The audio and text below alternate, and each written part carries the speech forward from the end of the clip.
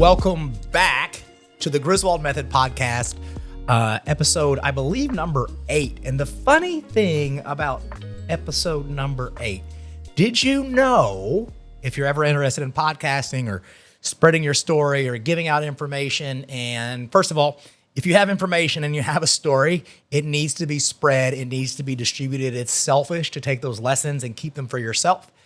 This podcast is not about me becoming an influencer because I don't want to influence. This is about me telling you the information that I'm reading because I really think it may help you in the future. And I think that if I can consolidate all the things that I read and do into one place for you to find it, that's what we want to do. Every single Monday, you're going to start to see from my page dropping YouTube videos of motivational content. They're usually 10 to 12 minutes. And you're going to start to see those every Monday drop so that you can listen for your headspace. Hopefully you enjoy the podcast. Click like, subscribe, all the things that you're supposed to do. I won't beat you up on that. Let's jump in. And the interesting thing about this episode number 8 is I learned that 95% of podcasts get to number 7 and stop. I was one of those people. I got to number 7 and things got busy. Life got busy. The holidays came about. Things started in the practice, started to work and do things. And so I dumped off the podcast. And so I wanted to get back, and I really wanted to not be a part of the 95% that didn't complete what they said they were going to do. I want to honor with integrity by saying I'm going to do what I said I was going to do, and I said I was going to podcast. So here I am on my lunch break doing podcast. So what I wanted to talk to you about today is this whole process of what I have decided to do for 24. Hopefully you've made decisions on 24. Hopefully they've been the correct decisions for you and your family. But if they hadn't, I want to encourage you during the next 15 minutes of this content. I hope it blesses you. I hope it supports you. I hope that you can use it for your usable information. And so in the holidays, during the holidays, my spouse and I, we have 4 kids. We run busy lives, multiple practices, multiple businesses. We have a busy house, 4 kids. So we try to dip out around Christmas time every year. So after Christmas happens, we do the whole family thing. That little time in between Christmas and New Year's, we don't see patients. So usually I'll spend a little time with my significant other and we shoot off somewhere. Most often it's Las Vegas because it's really fast and easy, and we try to get there before New Year's happens because it gets a little crazy for us during New Year's time. And so this year we were in Las Vegas of all places, and my wife wanted to get a tiny little tattoo. So she got a little tattoo about the size of a fingernail of a cross. We're believers, we're Christ followers, so that was an important thing for her. And it was the end of the year. And there has been something that's been important for me. I also got a tattoo. I have plenty. It's not like I've never got a tattoo before. But this tattoo was different. This tattoo was special. I'm going to have him drop the picture of me getting the tattoo. But what I want you to know is, what is the tattoo? What did I get? What I got was a tattoo on my rib cage in like the most tender, ouchy place that I think you can get a tattoo. I've got them all over, but that one I've never done because I was always scared of my ribs. What did I get? I got a tattoo of a buffalo, a bison. And no, it's not because I'm from Oklahoma and that's where we practice and that's where we live. And there's all kinds of buffalo all over the area. But the reason I got the tattoo was because of a story that I heard at a conference 2 years ago. Stayed with me for that long. And it's a story. We actually have a painting in our home of a large buffalo in my personal office. And so that's something that's a reoccurring story. So I'm going to tell you the story of the buffalo, and I hope it resonates with you. Maybe not so much that you get a tattoo on your ribs that hurts like the dickens, but more so that you understand the philosophy and the thought process that I'm filtering through this year. And maybe it's one you want to filter through too. So the story of the buffalo. So I was in a conference, and every year we try to take our team to a special place to hear special speakers. That year we took our team to Chicago, and Chicago is a fantastic place to go hang out. We took the whole team. We went to hear a guy by the name of Eric Thomas, who's a motivational speaker. Little did I know it was in like Southside Chicago, very dangerous neighborhood. Really, really sketch place to go to bring my team. But we went. And so we go to this conference and we show up, and this one speaker comes on, two speakers comes on, third speaker.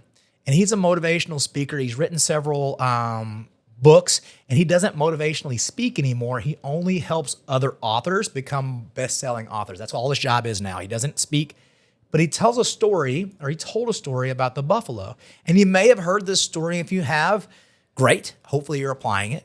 And if you haven't, listen in. So he lived on the Front Range of Colorado. So where the plains were before the mountains go up in Oklahoma, we have wild herds of buffalo. And he said that when he lived on the Front Range as a kid, he would remember when the storms would come over the Front Range, he could see them from the Rocky Mountains coming over the range. And when the storms would come over the range, what he would notice was that the cows would circle up and put their butts out. So they circle up in a big herd and put their butts out to try to stay safe from the storm. And if they didn't do that, what they would do is they would end up running. If the storm's coming from here, they would run completely in that direction, immediately all running that direction. Well, if the storm's coming from here and you're a cow and you're running, do you think you're going to outrun the storm? It's never going to happen. As a matter of fact, if you are running and the storm is going over you, eventually the storm is over to the herd and it would stay on them, storming on them for a longer period of time. You see, what a bison does, and what they all do as a herd, is that when they would see the storm coming over the mountains, they would turn to it, and together as a herd, they would stampede the storm. They would run directly into the storm. Why would they do that? Because when they would run into the storm, what would happen is as the storm crosses over them, they would go this direction, spending the least amount of time in the turbulent weather, in the storm. I love that story. Let me break it down what it means for me. When you find success, whether it's in business or in life, sometimes you find comfort. Sometimes you get a little bit more comfortable. Maybe you ever seen they call them, like you can imagine like a fat rich guy, right? Like at the end of the day, he's eating a steak and he's got lobster and steak and all the things, and you can immediately fat and happy, all those things. Those have found success in life, and it got easier, even though they were working harder. Well, guess what happened to me? I found success, and I got lazy. And I didn't do the small things anymore. And I would skip a workout here or there. And I would do the easier thing. We live in a time where we have AI for all kinds of things. And I would get AI. I would get DoorDash delivered instead of cooking my food. And so I needed this year in 2024, I needed some discipline. And I am the one to say that I needed it. Claire didn't tell me that I needed discipline. That's my wife. I'm the one that needed to discipline myself because I deserve the discipline. Because I need more success. And for me to be more successful, it's not going to be from being easier. It's not going to be from being less. It's not going to be from thinking less, doing less, being more comfortable. This is uncomfortable in this very moment, skipping lunch to do a podcast. I got a buffalo on my ribs. I did something to my body so that I could remind myself every single morning while I'm brushing my teeth to run into the storm. I want to confirm something. The day after I got this tattoo, every Saturday I meet with a pastor and we meet on the phone at 8 a.m. No matter where I am in the country. This happened to be I was in Las Vegas, so that was 6 a.m. Las Vegas time. This pastor gives me a scripture verse and he talks to me for 40 minutes about how when you're in the storm to focus on the Lord, when you're in the storm to put your eyes up because he will get you through the storm. When you are going through hard times, know where your faith is and what got you there. Now, I'm not here to preach. That's not what I want to do today. What I want you to hear is that pastor didn't know the buffalo story. He had no idea that within 24 hours, less than 12 hours prior to that message, that I'd just gotten a tattoo to prove to myself and to remind myself to run into the storm. And here this guy is telling me that his word, his meditative word that he prayed for me today, that day, was to lean on the Lord in times of trouble, to run through the storm in times of trouble, because The Lord has me. I'm going to tell you, I got emotional at the Cosmopolitan on the second floor. If you know where the Boulevard Tower is, you know there's a little place to hide and talk on the phone. I was back there crying like a baby to the point to where the security guard came to check on me and said, "You okay, buddy?" And he thought I'd lost money, and it wasn't. It wasn't because I lost money. It's because the Lord was watching me get a tattoo in Las Vegas, and then there was a pastor that was praying for me that said, "You need to lean into the storm." That's my confirmation. And so if you're hearing this and you're going through the storm, take it head on. Lean into the storm. And so, if you know much about the reticular activating system, the RAS, if you into motivational speeches or hearing motivational speakers, this is a part of your brain that activates. Like when you buy a yellow car, all of a sudden you see all yellow cars. When you buy a Honda, you see all Hondas. If you were to buy a Ford pickup truck, you'd see all Ford pickup. You just notice things when you've paid attention to them. And so I'm not sure if my reticulating activating, my RAS is looking, reticulator activating system is looking for things, but it's shown up. Chances for me to be soft have shown up. Chances for me to skip a workout have shown up already. Chances for me to be lazy at the office have already shown up. Chances for me to not pay attention to the details have shown up. I've had to choose to do the hard thing.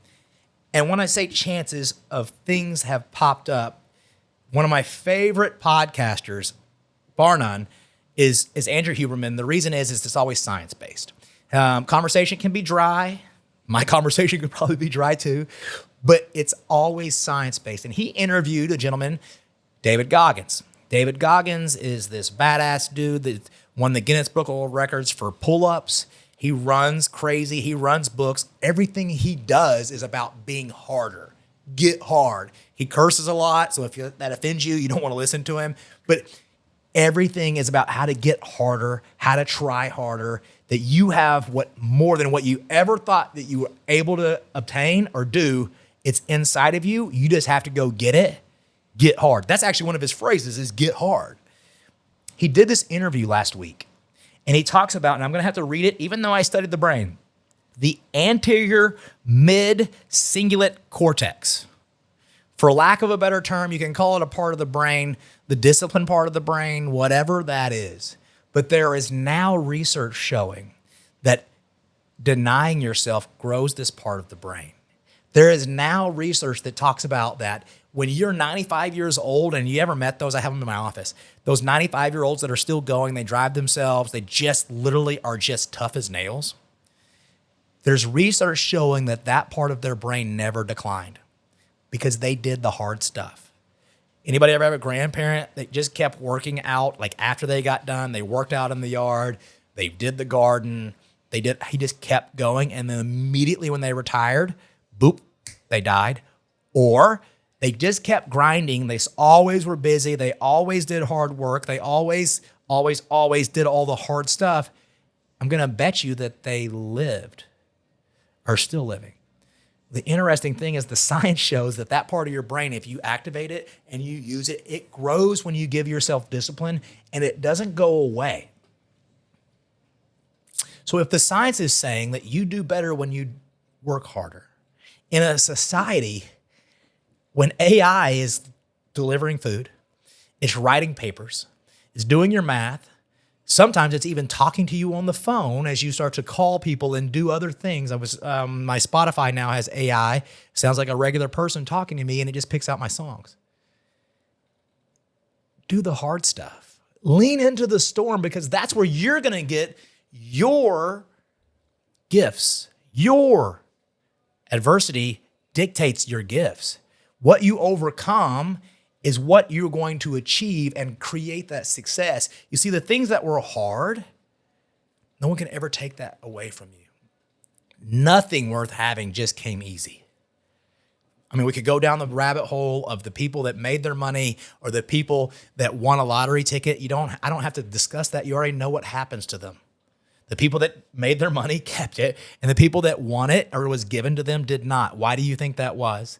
They didn't develop the discipline or the attitude or the knowledge base to be able to maintain that type of financial structure. They didn't earn it. So in 24, If that's you and you've been doing things a little easier because they may have been easier because your life was harder, I'm going to tell you to buck up, because guess what? It's all hard. Everybody's business hurt last year.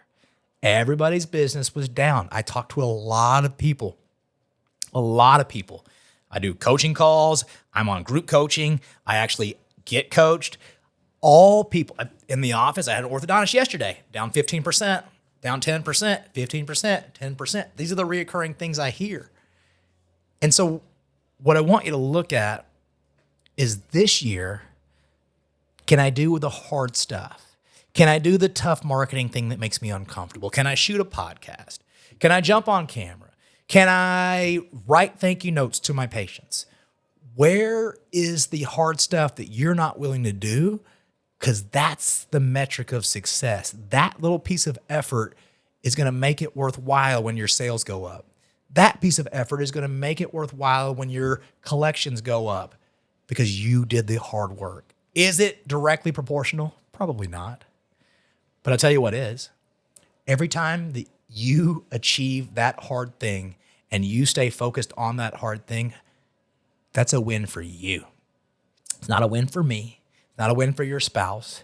It's a win for you. When it comes to a diet, every time that you say no to that favorite thing that you love to have, that's a win for you. It's a win for you. I want you to lean on this as I'm going into this year. I finished the book, The Gap and the Gain by Dan Sullivan. I talk about it a lot because it's relative to me. And I'm going to give you this little piece of advice, and then I'm going to jump off of here because I rambled enough. The gap and the gain. If you're like me, you set ideals at the first of the year. Going to make $1 gazillion, $1 billion. I'm going to see all kinds of patients. We're going to open up all these businesses. I'm going to get all these things. And then what happens is that when reality sets in and the year is over, maybe you didn't hit that. Maybe you didn't collect your $1 billion. Maybe you didn't get the extra home. Maybe you didn't pay off the loan, whatever that thing is. But if you're measuring yourself by an idealistic thing, $1 billion with a B, chiropractors don't often do that. So why would I measure myself against that? That's looking at the gap. I have this much space to get to my goal and I will never achieve it. How happy am I? Instead, I would challenge you to look at the gain. What did I learn last year? How was I successful that is going to get me towards the things that I need? And even in your own life, the gap and the gain. I really didn't want that for dinner today. Well, guess what? I know somebody that didn't get to eat dinner. You focus on the gap or the gain. I don't want chicken breast and rice and green beans every day for months on end. I know people that aren't getting to eat and would kill for that kind of protein. You focused on the gap or the gain. Even with your kids, Daddy, I don't want to do that. You focus on the gap and the gain. We have these conversations in my own house. My daughter's birthday was yesterday. She wanted it to snow. She wanted this giant cake. She wanted like all the things. And I had to sit her down and say, hey, are these ideals? Because during the day, halfway through the day, she was disappointed. And I said, you had ideals that were unrealistic and we couldn't achieve those ideals. You're focused on the gap. How about all the gifts that you just got? How about all your family and friends that are around you right now? That's the gain. This is the gain. And if you focus on the gain, there's so much happiness to be achieved because you're in the present moment and you're taking the lessons that you learned and you're applying them so that you can achieve the gap. But if you only measure yourself by that gap, my friend, you're always going to sell yourself short. So in closing, this year, be the buffalo. You don't have to get a tattoo. Just be the buffalo. Do the hard thing, run into the storm, and focus on the gain. Focus on what you've gained to help you to have success into the future. But if you're focused on the gap, I promise you're going to feel like you sold yourself short and you're going to go home and kick the dog. Focused on the gain. This is what you get every single day and the success that you get to live in this country and listen and do podcasts and speak freely. Whatever that is, it creates a different set of gratitude so that you can achieve and receive. Yeah, achieve and receive. Focus on the gain. I hope that blesses you today. Be the buffalo. I'll check you next time. Episode number 8 accomplished.